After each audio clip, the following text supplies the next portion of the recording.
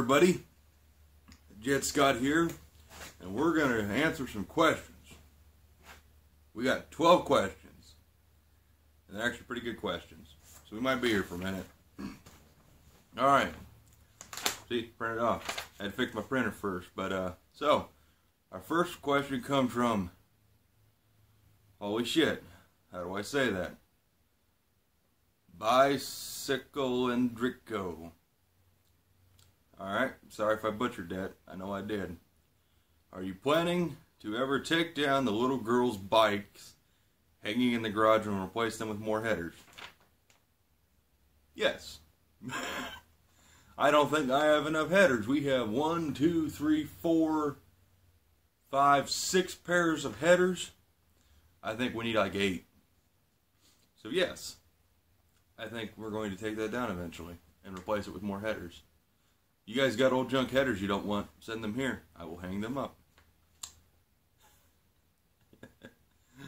Oh boy. I have too many headers actually. Anyways, Granite, easy name, I like that. Yes, unlimited budget road trip. Okay, it's gonna be fun. Which car would you take and where would you go? That really comes down to, is it one of my cars or am I building a new car? Because if I have an unlimited budget, answer like this, if I have an unlimited budget, I'm going to build a 55 Buick Gasser. Put my 322 nailhead in, it's got the dragster cam in it, and it's really nasty. Put my 4-speed behind it, build me, you know, a pure correct Gasser. Road trip to, I think it's North Carolina, and go race with Dale Wilson and the Skull Garage guys. I think that'd be cool. However, it's one of my cars.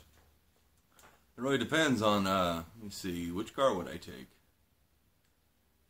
Cars as they are right now, I'd probably take my 73 Satellite, which is equipped with the 451 stroker and a 6-pack, because it's kind of one of my favorite cars, fastest car. And I'd still probably go to North Carolina, hang out with the Skull Garage guys. And then there's another user I watch, Jonathan W., Jonathan Winnens. I'd love to go hang out with him. He's super cool. Does a lot of neat stuff. Or I would take my Javelin. My Javelin's been the most reliable car I've pretty much ever owned. So it just comes down to, I guess, time of the year, really. And if I planned on racing or anything, if I was going to race, I'd take the Satellite. If I was just cruising to get there, not having any issues, the Javelin. And Bigfoots and Mopars, Mark Ingram. You're a cool guy. Just watch your video, your newest one. Thanks for the shout out on that early Chrysler Hemi. Wedge versus Hemi, which is better and why? Well, that's a shitty question. Which is better? Well, in terms of technology and advancement, the Hemi is better. More efficient combustion chamber, makes way more power in stock form. And if you watch Nick's Garage, you can see that. I don't think he's dynoed like a stock 440, but I know the stock Hemi made just at 500 horsepower in stock form, dual points and everything. But if you really want to get down into the dirty of it, they're really two completely different engines to really compare them to which is better, which one's, you know, they both got pros and cons. I think if you were going to build an all-out race car in today's society, I'd build a Wedge. Just because if you break something on a Wedge, it's not the end of the world. You break something on a Hemi, you need to have pretty deep pockets. The Hemi has dual-mounted rocker shafts. Everything on a Hemi is just bigger. I mean, if you wanted to go faster, the Hemi is the way to go. It's just a better design all around, and some people will argue that a Wedge is better for drag racing. But in today's world, it's not really practical to race a Hemi because they're so expensive to begin with. Getting parts is expensive. And by the time you spend all the money to build a Hemi, even if you have like my Hemi, which you have maybe $3 grand in total, $4 grand, you still don't want to risk hurting it. That's It's really kind of a tough one, really, to get down to the dirty and answer it properly. I should have kind of thought about that one more. I just kind of printed these off, and I just wanted to go up the fly of it. I mean, hell, even this early Hemi sitting next to me, it's really more efficient of a design. The spherical combustion chamber is the most efficient combustion chamber you can have. It's got less surface area in it, and it's a real cross-flow design, you know. Air goes in the intake port, travels, and out the exhaust, whereas in a wedge, your air has to, you know, your intake, it comes in, and then it's kind of got to, it still has to go out this way for the exhaust, but the flame has to travel sideways. It has to make another bend, and that's not real good for combustion. But to really answer the question, Hemi, way better every way, and it just looks way cooler. You know, when it came time to pick an engine for my dad's 68 Charger, I said, we can build you a Hemi, or we can build you a wedge. The wedge, we could make a lot more horsepower on for about the same money we're going to spend on a Hemi. But what it comes down to is no wedge ever looks as good as a Hemi. When you have spark plugs sticking out of the valve covers, and that big valve cover, Hemi all day long wins in aesthetics. No wedge will ever touch it. And, you know, it's just kind of how I feel about it. And I think if you're one of those guys who thinks a Hemi just oversized, weighs too much, it's not cool, you're probably one of those guys who can't afford one and just has it stuck up his butt. I can't afford a Hemi, but yet I have one. I mean, if you want something and you're willing to work for it, you can pretty much have anything you want. I'm far from a rich man. I have a 70 Charger, I have a 68 Jab, one real 4-speed car, I have a 73 Satellite, and I have 1, 2, 3, 4, 5, 6. I have 6+ engines in this garage at the moment right now. I have all of this behind me, you see. My 426 is sitting in the odd corner because I had to sit here. So I hope that answers the question, Mark. Or Bigfoot's and Mopars. By the way, you guys want to see a cool channel? Go check him out. It's Bigfoot's in Mopar. Letter N. The next question. Vucky ABX. Not sure if I like that, Vucky. It's a little too close to another word that'll get me demonetized on YouTube. What's your favorite pre-1950s car? I guess I'm going to have to say 41 Willys pickup gasser. I don't know what it is about the pickup, but I like the pickup more than a coupe. There's just something really cool about the 41 Willys pickup, especially as a gasser. I saw one at Greaserama one year, which is a really cool 1962 and older car show. And they only allow in traditional stuff. No big stupid wheels, no fuel injection. You know, modern fuel injection. It's all got to be old school. My kind of car show. I'd say it'd have to be that. If you go back any further, it'd just have to be like an old coupe. You know, I'm not going to say like a 34 Ford coupe or whatever. It'd have to be something like that. Not a big fan of sedans. Anyways, moving on. Hope that answered. Pull It Apart Paul, who is a significantly bigger channel on YouTube, and I don't know how I ever earned his subscription, but I appreciate the support, brother. What do I do for work? Well, as much as I would love to say I do YouTube full-time, I don't, because YouTube don't pay for crap. You know, we have just shy of 1,500 subscribers. We average about 400 to 500 views of video. I make about $38 a month, which doesn't begin to pay for even gas. I do this because I like it, and I like you guys. You guys are cool. I actually buy and sell a lot of stuff.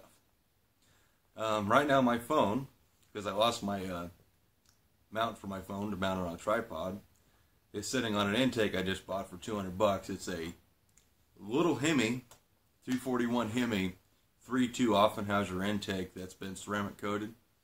Paid $200 for the intake on eBay. Yeah, that was a good deal. Considering the intake brand new is $400, and this one's been ceramic coated, and it looks like it's chrome. It's pretty sweet. And I buy and sell just a lot of Mopar related things. Sometimes I get into the Chevy world. Sometimes I've never actually bought anything Ford. It's because I don't really know Ford stuff. But typically, yeah, I buy carburetors, sell them, rebuild them. I rebuild a lot of cars for people. I like to do porting work, cleaning, restoration. I sell the t-shirts, which gives me a little bit of money. But most of what I do is I buy things for a good price. You know, I don't like to rip people off. I'll happily, you know, if someone has a part that's worth $100 and he wants $25 for it, I'll happily give him $50. I know I'm undercutting myself and cutting my profit away, but I at least like people to know what their stuff's worth. So that's just kind of the person I am, not to talk myself up too much. So yeah, basically, I'm a flipper. You can put it as that. Kind of have a problem with having a normal job with a boss. I don't do well with that. All right, so next we have W957007. All right, I like that username. It's simple. If you ultimately want your Hemi in Jezebel, he said Jez, why are you investing time and money in a wedge stroker engine instead of the Hemi build? I hate to break it, but I never wanted a Hemi in my Charger. I really don't want a Hemi in any car. Something breaks on a Hemi, like I already said this, Hemi just gets way too expensive. You got to fix it. And if we break it down, you know, my Hemi, doing some research, that's an old Pro Stock trick. To machine the sides of the block flat and put a plate over them. That was to shave weight off the block, which, you know, when you're serious about drag racing, Pro Stock and stuff like that, every couple of pounds means, you know, time off your elapsed time. So that's what they did. So yeah, my block had a freeze crack in it, but I guess that, you know, make the best of it, make it lighter. But as far as putting that engine in a car, the biggest issue is if you're going to go street drive it and, you know, just cruise it around, it takes only one of those bolts, and there's like 40 bolts on each side, just one of them to get loose or to spout a leak, and there goes your engine. You know, it gets hot, and it's going to have those dual plug aluminum heads on it. It just takes one little leak, and then that engine's pretty much toast. And plus, I'm planning on making it damn near unstreetable. It's going to have twin dominators. It's going to have a giant solid roller cam, more than likely like 700 plus lift. And I kind of just want to make it sound and act the way it did when it was originally built. So that's kind of why. And I've been, my wedge stroker's been at the machine shop for I think almost 2 years now. And that is simply because I told my machinist to take his time, because I'm in no big rush. I'm 25. I'm not eager to have, you know, 600, 700 horsepower out of my stroker wedge just yet. I got a lot of work to do on the car. Alright, so Freedom Quest. Oh wait, wrote me 3 questions. Alright. Besides what you have in your driveway, what other cars have you and your dad owned? This is going to be a long answer. Alright, so my first car was a 77 Plymouth Arrow GT200. That was a fun little car. I had that when I was like a freshman in high school. Oh, neighbor. I love that. After that, I had a 1962 Buick LeSabre. Had a 401 nailhead. That car is what started our nailhead love.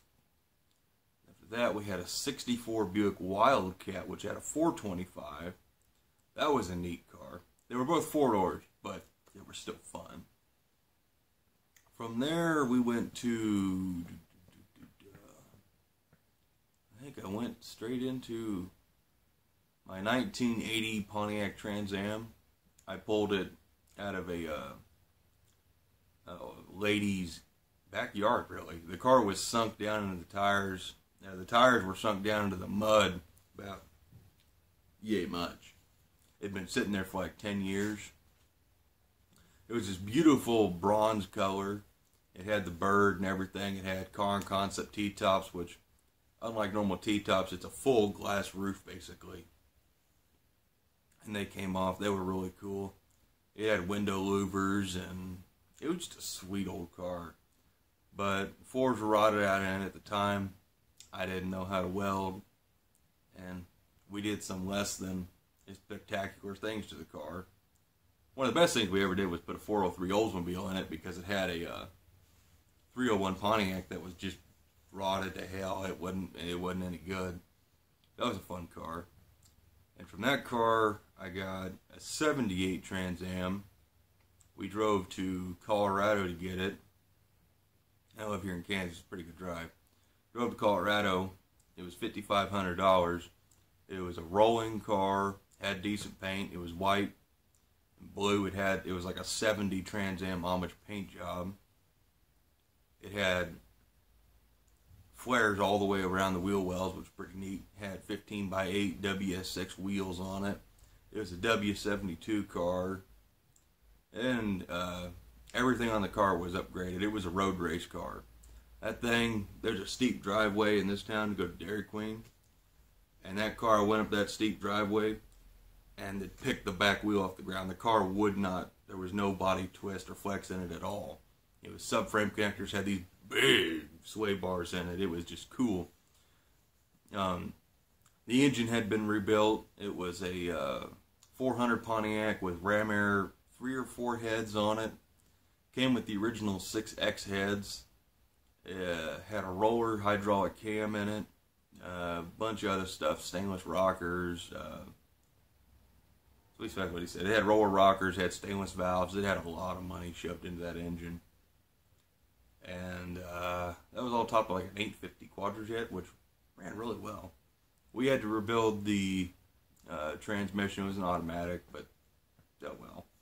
It was a fun car. We ended up selling that car for like $11,000.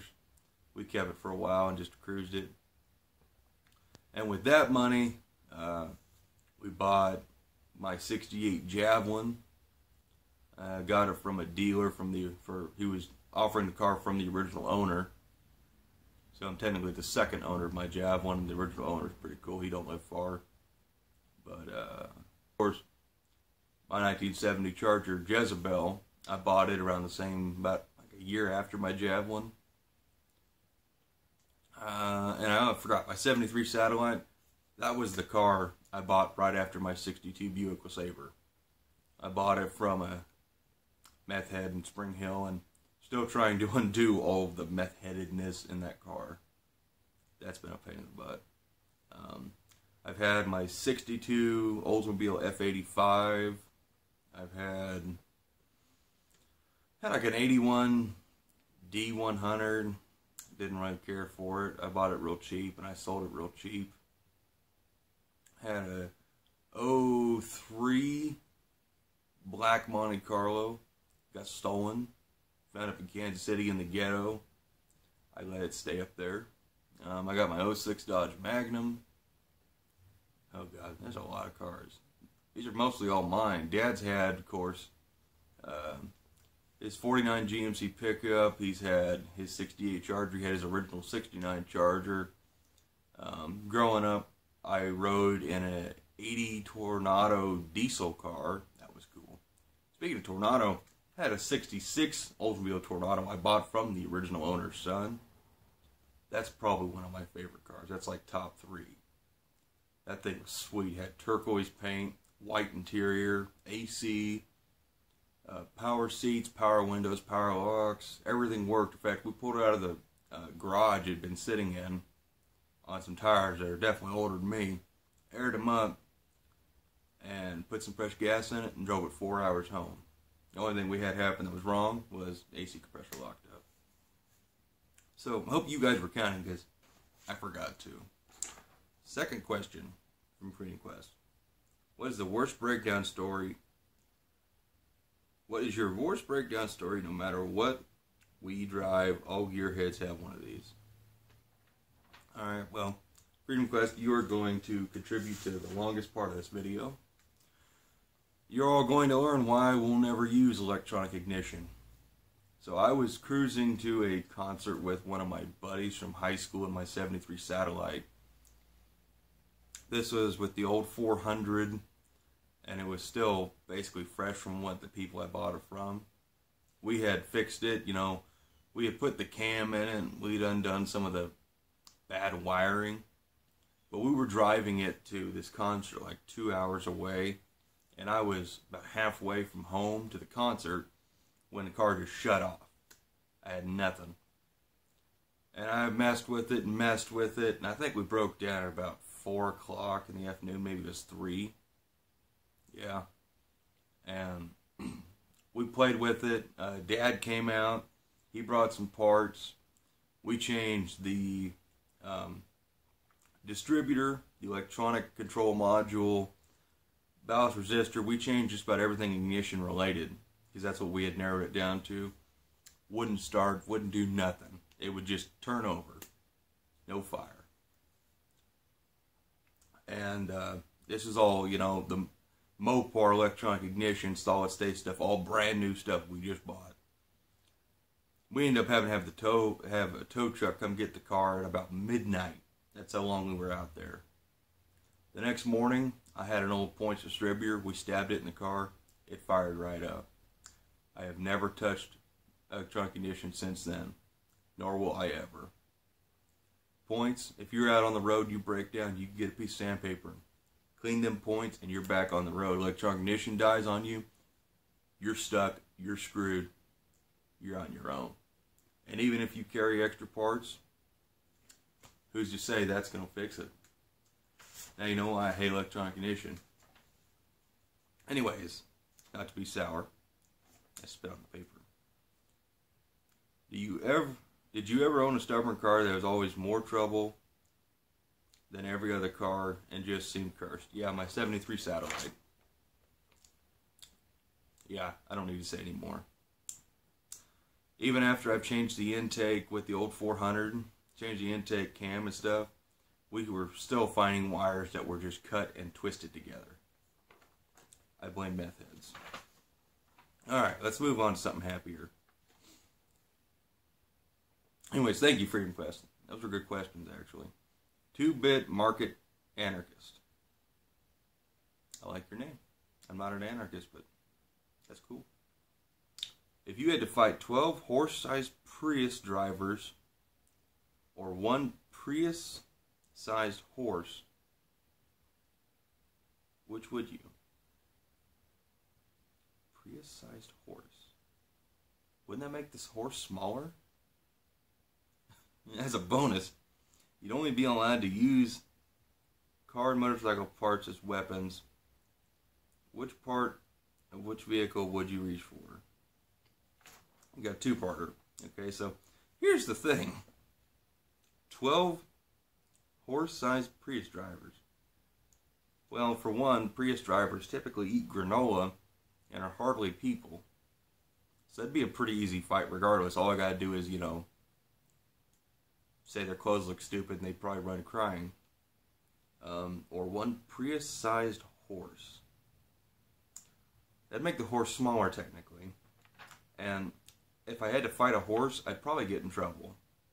Just saying. If I had to beat the crap out of a horse, someone would get pissed. So let's pick the 12 horse-sized Prius drivers. As a weapon from a car or motorcycle, I'm going to fight them. Do I need a weapon, really? I mean, we're talking about a bunch of pansies, really. If I was going to pick a weapon, I'd probably pick a front bumper. Yeah, front bumper. Like off of my Satellite or off of Dad's 49 GMC. It's a really good weapon. Anyways. That's kind of weird. That's kind of a weird question. If you were high or drunk when you wrote that comment, I can understand it. But I do like that question though. Wesley Ron, I think it's Ron, R-O-N-N-E, Ronnie. I'm 15, and I'm getting a 78 Dodge D100 with a 318 small block. Any recommended first couple of upgrades? Yeah, that's actually a cool truck. I got a buddy with one of those. Well, with a couple of them, actually. With a 318, don't get too crazy. It's still a 318. You can make good power with them, but there's really no point. I would say it really depends on what you're going to do with it. If it was my truck, I'd get a good 4-barrel intake, put a proper sized Holley carburetor on there. You know, typical stuff. I'd probably get like an RPM Edelbrock intake, RPM air gap, you know, dual plane. You don't want a single plane, really. I mean, you won't notice the difference while you're driving, but really, just get a dual plane, hunt up Craigslist or something, get a cheap one. I would put a good dual point ignition system in there. Get rid of all the electronic crap. Unless you like that stuff, and then I would upgrade it to something better. You know, ignition, intake, aluminum intake, carb. And if you really wanted to, I mean, if you're going to put on intake and carb, I'd put a decent pair of headers on it. Just to help flow, you know. An engine's basically a giant air pump, so you want to get air in and out as fast as possible. Probably put a good torque cam in there, like an RV cam, something kind of like that. 78 would be low compression. You could even get a Hughes whiplash cam for that thing, and you'll have that cool rumbly sound you want. That I know you want, because you're 15. You want a truck that sounds badass, and the 78 D100 already looks badass, so it needs to sound badass. So if you get on like Hughes Engines website, you can get a 318 whiplash cam lifters, and I also recommend changing the valve springs, but being 15, you probably don't have access to some of the tools there. But if you do, that'd be awesome. Changing valve springs ain't a hard deal. But you got to get the valve springs, retainers, and keepers. You have to get all of it. Don't try and reuse, you know, your old stuff. That'd probably be about $300-400, cam lifters, springs, everything, I think. I think that's what Michael paid for his. So that'd be intake, carb, cam, headers. I think that's about all you really need. That's what I would spend on that engine. Oh, and ignition, which really wouldn't really need the ignition setup. But, I mean, that's one thing you could skip on. I would say that'd be about it. And don't run it straight pipe. Get some decent mufflers. Even a glass pack sounds better than straight pipe. I'd recommend thrush weld mufflers. They're cheap. They're $30 a piece. Get them in any size you want. That truck will sound bitchin'. You'll thank me. By the way, post some videos of that truck. I want to see that truck. Joe W., one of my longtime viewers, asks, ever wanted to own a Harley? Yeah. If so, what would you own? That's actually a two-parter for me. When I was growing up, and I was young, I was born in '93. One of my biggest influences on my life was Arnold Schwarzenegger movies. Loved them. I don't care about his political beliefs or any stuff. I just loved his movies. Predator, Terminator, everything like that. Last Action Hero, Jingle All the Way even. Just pretty much any movie he was in, I watched. So, it had to be a 1990 FLSTF Fat Boy. I had to look that up, actually. That's the motorcycle he rides in Terminator 2. I just think it's the coolest thing in the world. The big solid dish wheels. The big freaking front forks. Almost forgot what those were called. And those bikes are fairly decently priced right now. But if I had a limited budget, I'd own an old knucklehead. Hands down. Knuckles just look great. Camaro Peen. Hope I got that right. How'd you come across Jezebel, and did you have the idea to make her look like a drag car? Well, Camaro. It's kind of funny your name is Camaro and you're asking me about his Charger. I got Jezebel from, hang on, Mandatory tea break. I feel like this video is going to be 20 minutes long. I got my charger. One morning I was staying at a friend's house, and across the road was my buddy Bobby, who, if you watch some of the videos, I did a video about his 65 satellite he owns. But I was at this friend's house, hanging out with them. We were having like a housewarming party, kind of. Helped them move in and stuff. And I got pretty wasted. Really wasted, actually.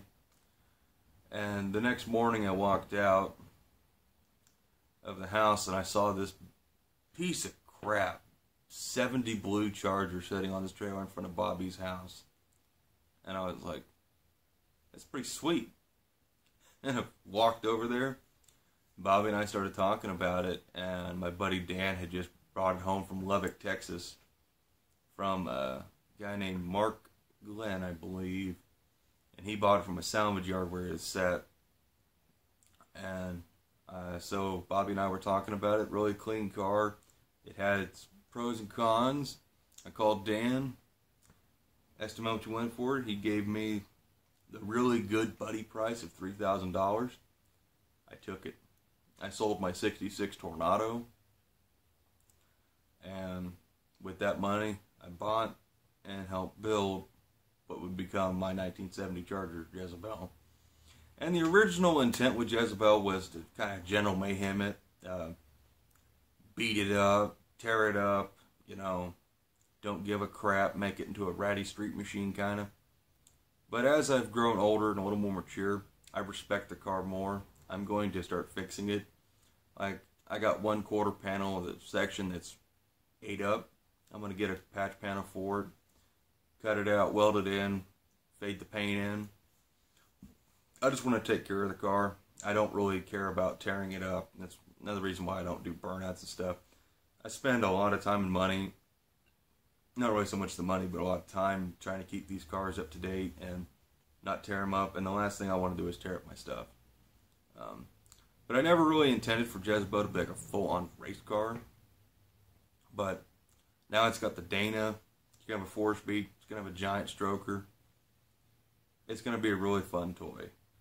Gold, silver, and diamonds. I've seen your comments before. I like you. Alright. What vehicle would you like to get next for your next project when the time comes? I want like a 71 Torino. If I could pick any muscle car, I'd want a 71 Torino.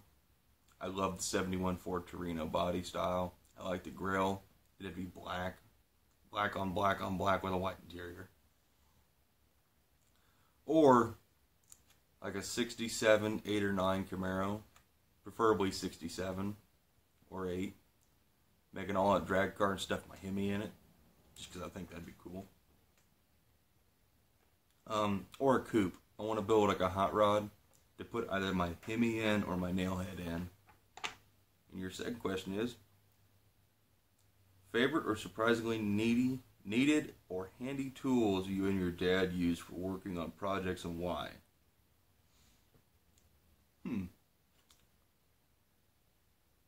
Our hands. You know? You can't really work on much without your hands. That's a tough one, man. Pretty much every tool is needed for working on cars and stuff. So I can answer your second part here much easier. What tools do you want to get or need but haven't yet? A TIG welder. Dad's work.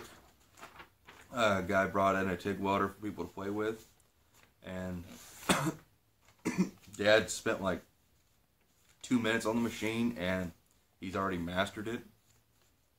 So I think that's going to be the next thing we get, so we can actually weld aluminum properly and all that stuff.